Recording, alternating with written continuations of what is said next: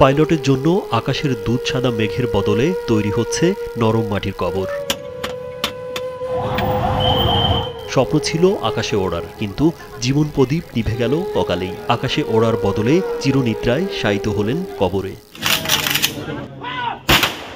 প্রশিক্ষণের শেষ ধাপে ছিলেন ফ্লাইট লেফটেন্যান্ট মোহাম্মদ তৌকির ইসলাম। সফলভাবে প্রশিক্ষণের সব ধাপ শেষ করার পর যুদ্ধ বিমান নিয়ে সলো ফ্লাইট করার সময় যান্ত্রিক ত্রুটি দেখা দেয়। শেষ মুহূর্ত পর্যন্ত তিনি ক্ষয়ক্ষতি কমিয়ে জনবিরল এলাকায় যুদ্ধ বিমানটি নিয়ে যাওয়ার চেষ্টা করছিলেন, কিন্তু সফল হতে পারেননি।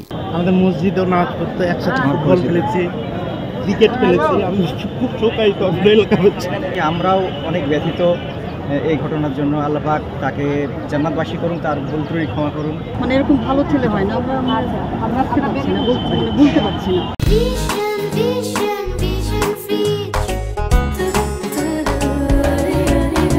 পরে তার বিমানটি পতিত হয় রাজধানীর দিয়াবাড়িতে লিস্টন স্কুল অ্যান্ড কলেজের দোতলা একটি ভবনে। এ সময় নিহত হন pilot flight lieutenant Mohammad Taukir ইসলাম।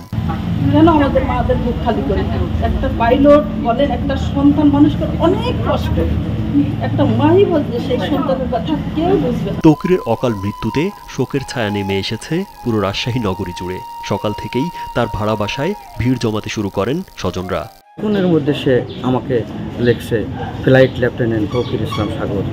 আমি এই স্মৃতিটুকুই ভুলতে পারছি না। খুবই খারাপ লাগছে, একটা মায়ের পক্ষে সহ্য করা খুবই কষ্টকর। তো তাকে আমি নিজের সন্তানের মতো, নিজের বন্ধুর ছেলে, আমার ছেলের মতো মানুষ করেছি। আমরা দেখেছি একজন দেশপ্রেমী, দেশের জন্য সে প্রাণ দিয়েছে। আমরা তাকে আল্লাহ যেন তাকে শহীদের মর্যাদা দেয়, আমরা সবাই তার জন্য দোয়া করি। মৃত্যুর খবর শোনার পর তৌকিরের পরিবারকে ঢাকায় নিয়ে যাওয়া হয়। মঙ্গলবার দুপুরে ঢাকায় প্রথম জানাজা শেষে লাশ রাজশাহীতে আনা হয়। এরপর বিকেলে রাজশাহী সাপুড়া কবরস্থানে দাফন করা হয় পাইলটকে। রাজীব বিশ্বাস, কালবেলা।